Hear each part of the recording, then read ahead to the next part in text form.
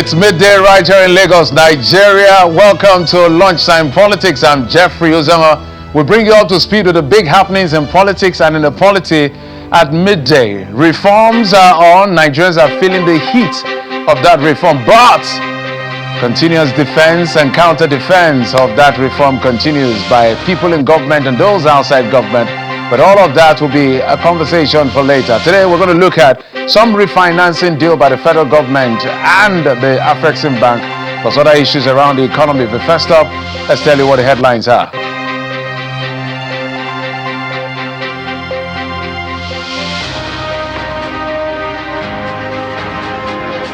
Minister of the Federal Capital Territory, Nyesom Wike defends economic reforms of the Tinubu administration, highlights gains.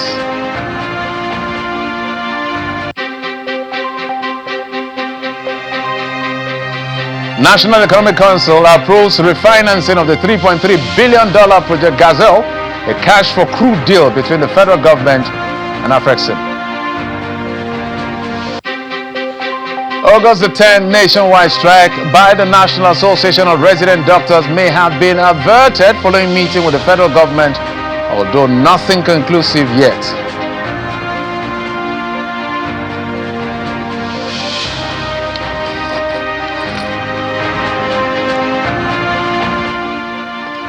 Thanks again for joining us on the program. Let's begin with what we are tracking at the moment, where hoodlums are reported to have disrupted the Take It Back movement protest in Maryland, Lagos. The protest under the banner of the Festival of the Oppressed had planned to hold demonstrations in Lagos and several states of the Federation to draw attention to what organizers describe as worsening insecurity, rising economic hardship, and soaring inflation. The group had begun the procession when hoodlums chased the protesters away from the venue. The movement is calling for a series of reforms, including the rescue of Nigerians held in captivity by bandits and kidnappers, implementation of the 500,000 naira national minimum wage, the withdrawal of charges against activist Amaechi, and action to address xenophobic attacks on Nigerians in South Africa.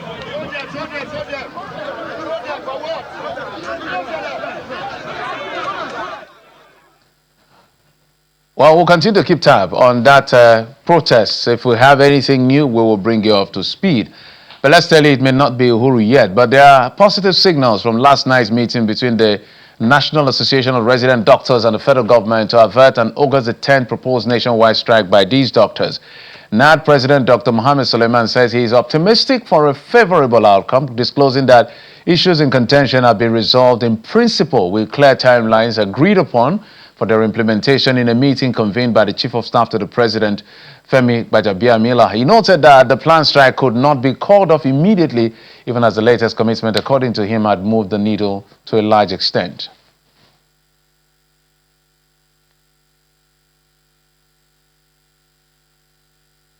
That this is not the first time the Chief of Staff has intervened in matters relating to resident doctors in this country. About 6-7 years ago, when he became Speaker, it was the first opportunity he had to intervene, and he has always intervened. And whenever he came into our issues, our matters are solved. And today, I can tell you our matters are solved. Solved in the sense that timelines have been agreed upon by various agencies of government. On salary and promotion areas, we're talking about a week.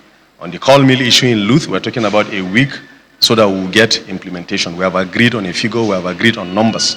We have also agreed on house officers so that they don't have to wait for a whole month before they get the previous month's salaries.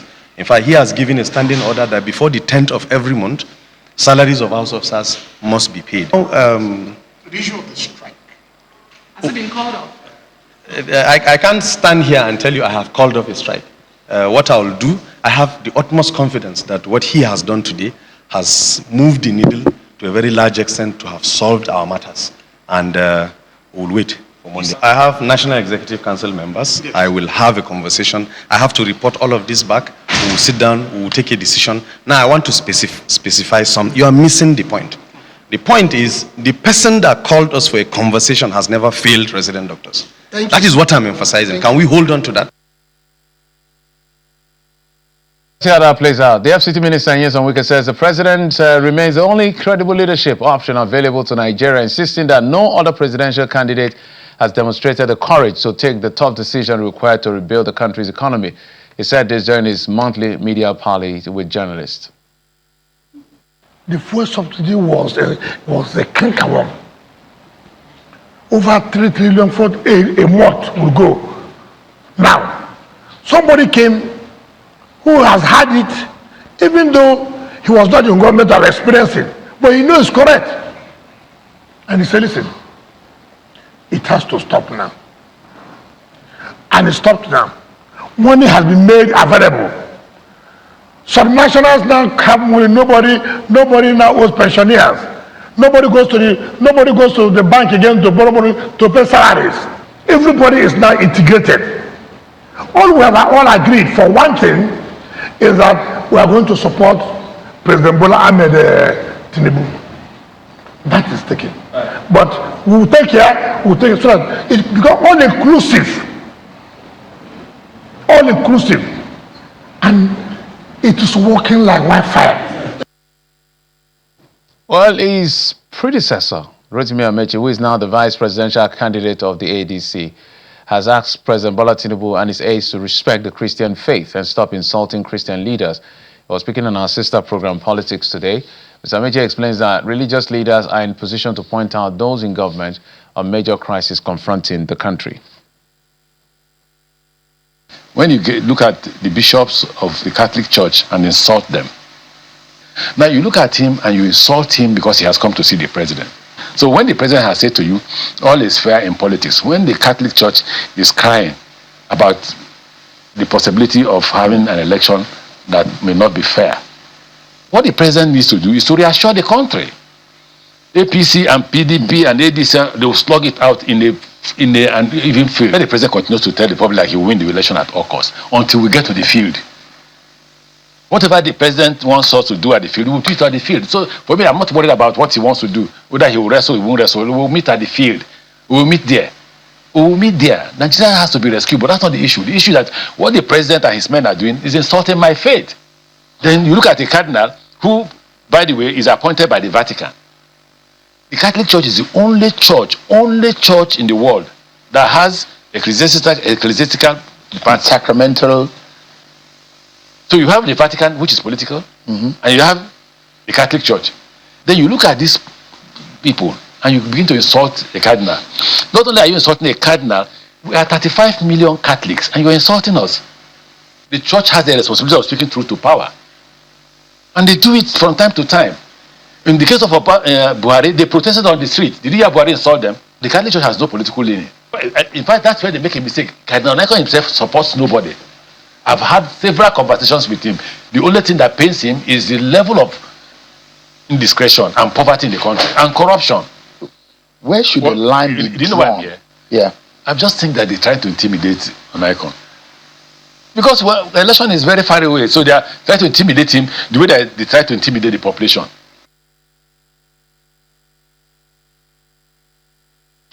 Wow, a lot said there. But let's talk about the economy, where the National Economic Council has approved a refinancing of the $3.3 billion project Gazelle pre-export financing facility through a new $4.5 billion facility named Project Gazelle 2.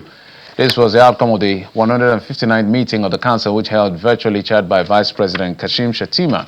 The approval follows the NNPCL Limited to refinance the outstanding balance of approximately $1.5 billion under the original 2023 facility, while unlocking an additional $3 billion liquidity to strengthen the country's external reserves, support ongoing fiscal and infrastructure priorities of the government, as well as other things. But let's bring in my guest, who is already standing by to chat this conversation and break it down for us what all of this means. You know, when it comes to the oil and gas sector, for instance, I tell people sometimes it's not an all-commerce conversation because it can be technical, it can be deep, but this is our commonwealth as a people. So let me bring in my guest, Mr. Kelvin Emmanuel. He's an energy policy expert as well as the CEO of Energy Consulting Practice. He joins us from our Abuja studios. Mr. Emmanuel, thank you for coming on the program. Thank you so much, Job. It's always a privilege to be here. Always a pleasure to have you on the program. So let's begin with breaking down what this is.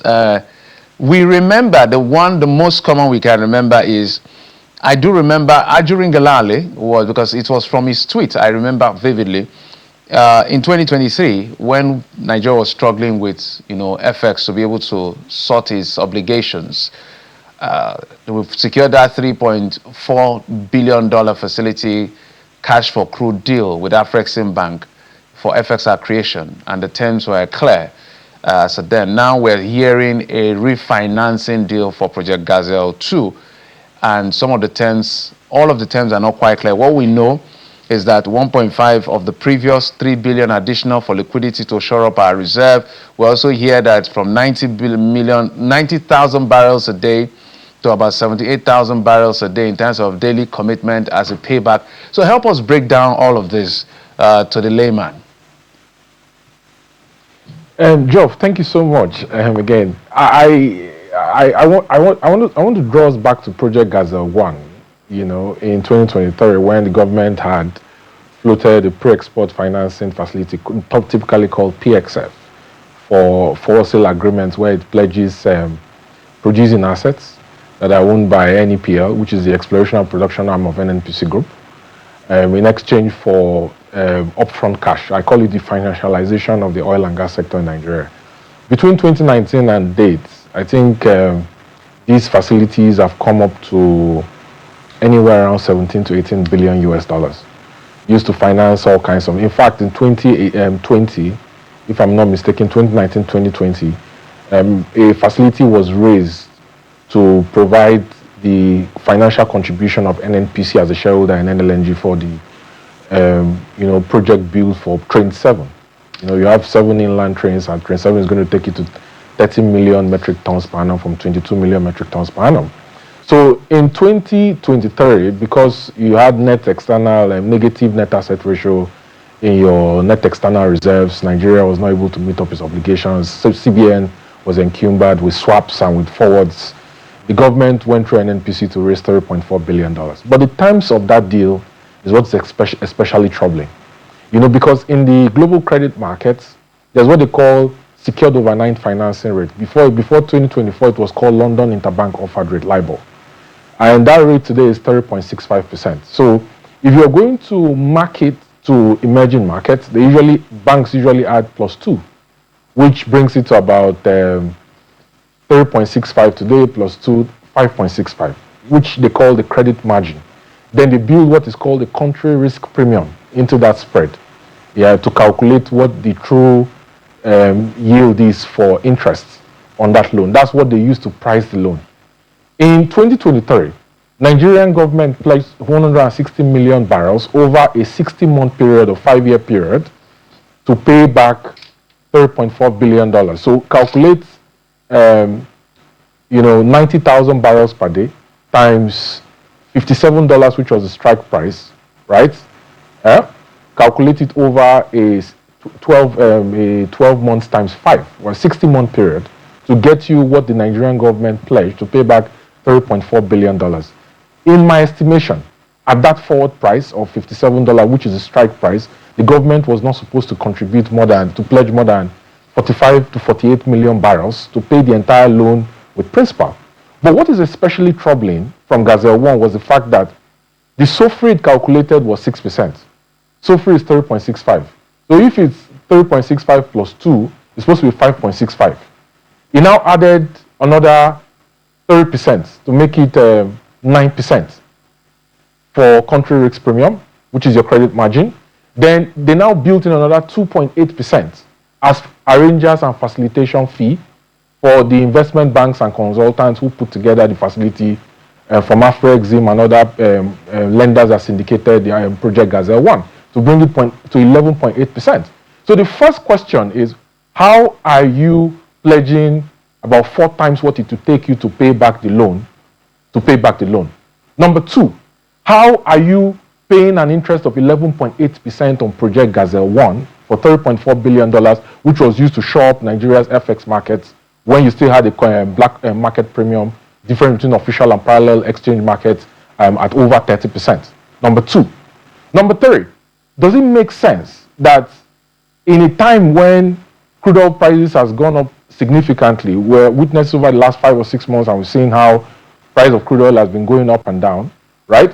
the Nigerian government did not benefit much because it has over 300,000 barrels per day in for sale agreement for those pre-export facilities that it has signed, that is paying on a daily basis at a strike price, and the lenders who take the crude oil are the ones that have benefited from the upside. Number 4, does it make sense that they set up offshore debt service reserve accounts, right, in the Caribbean to accommodate the difference between the strike price and the official selling price of crude oil, and that money was not disclosed to the National Assembly in contravention of the Appropriation Act in Nigeria?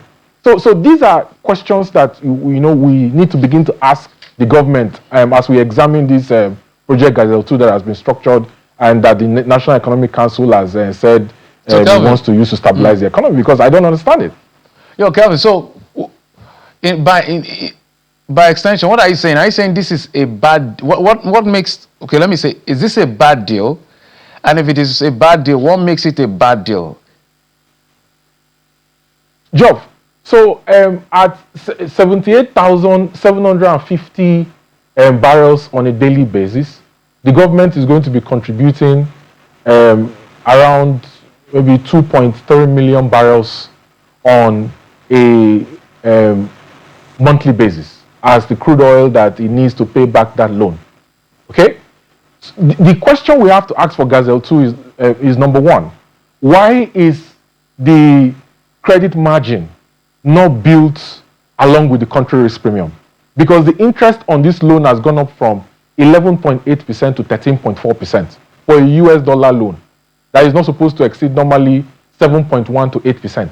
So that's the first question we need to ask. Why is the component of this facility in terms of the interest? Your SOFR is 3.65%. That's the global figure for SOFR, secured overnight financing rate, right? Your credit margin plus 2 brings it to 5.65%.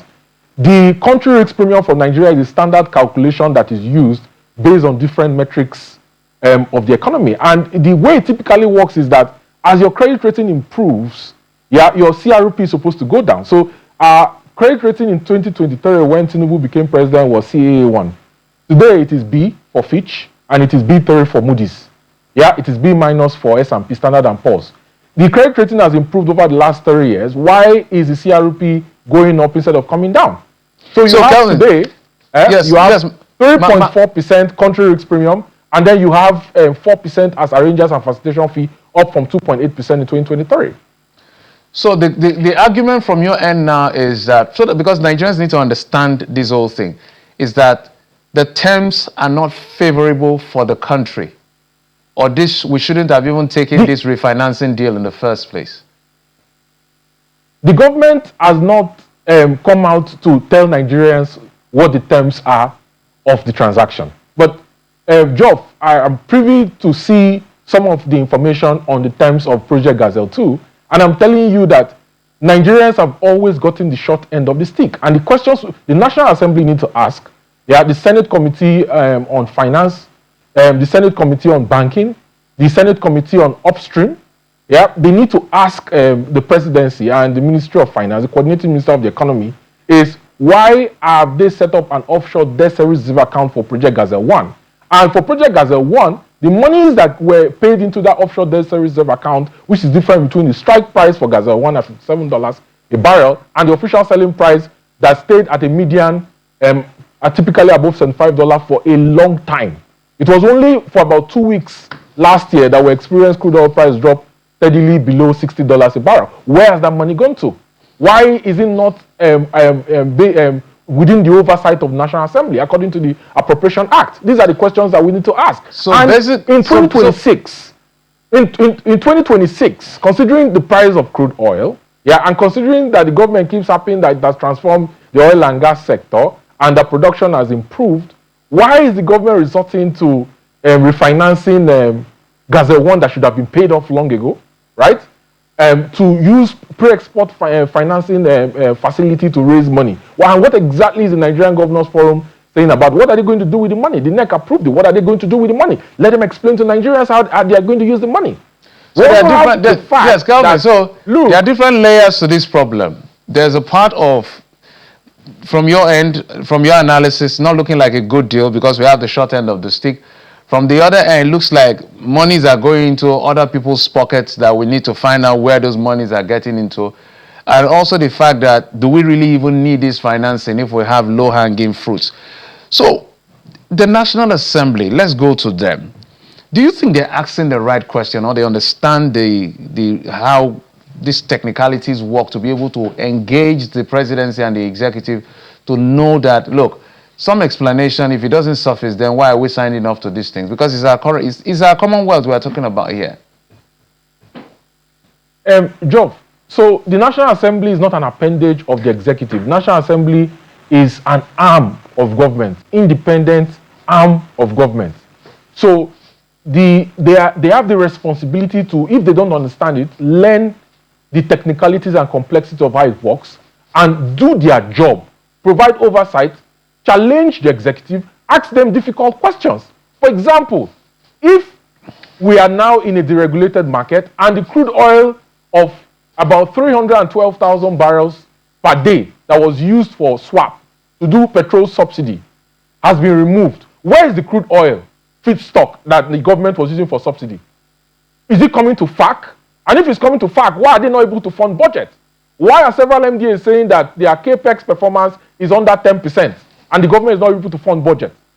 These are the questions we need to ask. If you've removed subsidy, why are you going to borrow money through pre-export facility, PXF, where you pledge future barrels, future production in exchange for upfront cash at terms that are not favorable to Nigerians? So, Kelvin, right? Let's talk about what the minister of my apologies, Kelvin. You will land on that thought, but let me add something to it. Since we've gone to the issue of subsidy, Taiwo Yedele, the new Minister of Finance, seems to be confident that he has an explanation as to where this subsidy money is going to. He has promised he's going to give a clear explanation. Do you think he has that explanation? Because you've maintained your position for as long as I remember that what we're using for swap, for subsidy, now that subsidy is gone, where is that oil? If that oil is sold, where is the money? Where is it reported? On which book can we find it? Well, I don't know whether anybody has been able to provide that answer, to be very honest. So what do you think Mr. Yedele is trying to, will be explaining to us? Joe, look, the domestic crude intervention stock is what the government is supposed to use for domestic crude supply obligations, DCSO, in sections 109 of the PI. It's not doing that. Okay, so if it's not doing that, right, and you even have a situation where, security companies and militants are collecting crude oil for pipeline security off the balance sheet of the federal government of Nigeria without legislative oversight, then I don't think, with due respect to the Honorable Minister of Finance and Coordinating Minister, that there's an explanation for the 312,000 barrels of crude oil that is supposed to be collapsed into the Consolidated Revenue Fund. You cannot find anywhere in the revenue line of the government today, between 2023 till date, where it shows that the finances of the government has improved because of the regulation, and the crude oil that was used as swap to do under recovery for petrol subsidy is now collapsed into the finances of the federal government of Nigeria. So where if it does, let the minister come and show us receipts. My apologies, Kelvin. For the layman, I'm using that word carefully. The push is always, now we're having record fact, we're having record fact to subnationals, and they are telling us that is part of the subsidy benefit. Is that hogwash, or really is something to defend? Geoff, the reason why FAC increased dramatically from 2023 to now is because of revaluation of the FX rate. When Tinubu took over government, FX was trading somewhere around the 600s, right? And then, what they did was, because they didn't have the floats to provide them subsidy for the FX market, which was what we were doing different between the parallel and official market, black market premium, right? They collapsed the parallel market to the official market and created one market, right? The MFEM market. And the custom receipts from import duties, went up. The receipts from the crude oil that is due to the government for JVs and PSEs, that is unencumbered, the royalty oil and the tax oil also went up. That's why FAC went up, not because they collapsed the subsidy that was used as crude oil swap for I get it now. So PMS in Nigeria. it's technically money illusion here. Is that what we're dealing with? It's money illusion, yes, because the fact receipts has gone up, but the value of the naira has dropped dramatically. So the reason why Nigerians are suffering is because even if the macro environment is stable, the purchasing price parity of Nigerians has not improved, because while FAC has gone up and the governors are not spending it on their people to improve the welfare of the people's lives, the value of the naira or their purchasing power has dropped, and they cannot see the money that they work for. So it's land on that thought. It's a lazy argument, and it's manipulative to say that where the petrol subsidy barrels went to was the FAC receipt. It's a lazy argument, and it's a very manipulative argument. So let's talk about two things, if you can do it in 2 minutes. First, what would have been the alternative to this refinancing deal that we have now added another 3 billion, let me say the way Nigeria to Agbese, although we're not paying any cash, we're just forward sales our crude oil. What would have been the alternative? And do you think this government is transparent in their books? Because I find out that no matter how much they explain, there's something, even with experts are still looking at it and they are not quite clear on the explanation. Two questions in one.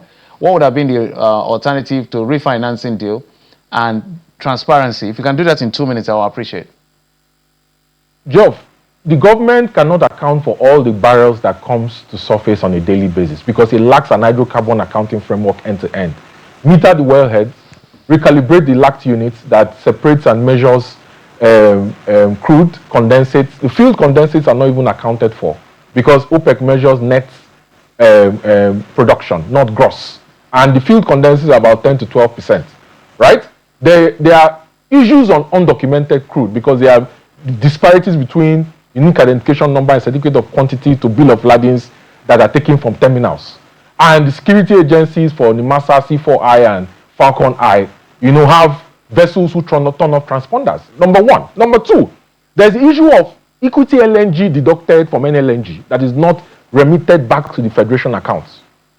And this is because you've had a situation where the partner, especially NNPC, has gone out of the IJVC framework created by the 1989 Act that establishes the NLNG and all the regulatory operational corporate governance Gazelle it has created from that as a company, as an incorporated joint venture company model. NNPC deducts cargoes, product cargoes, instead of equity, wait for financial equity. They take product equity for NLNG. And in my estimates and analysis, I've not seen anywhere in the revenue line of NNPC annual financial statement where those equity LNG cargo deducted from NLNG are actually remitted in full to the government, which means that dividends, are lost, withholding taxes are lost to the government. These are low-hanging fruits that the coordinating minister of the economy, needs to focus on to raise money and not, go to take another loan with terms that are not favorable to Nigerians. All right, Kelvin, always a delight to have you on this program. First, to provide clarity and explanation to some of these complexities in finances, especially the oil and gas sector, and the advocacy you always hold to make sure that government does the right thing. But we must thank you, as always. Thank you for coming on the program. I really do appreciate it. Thank you. Kelvin Emmanuel, thank you so much he's the CEO Energy Consulting Practice. Is also an energy policy expert. Thank you. And that's it on the program. Thank you so much for your time and company. As always, I'm Jeffrey Uzonga. You've been served on Lunchtime Politics. Bye-bye.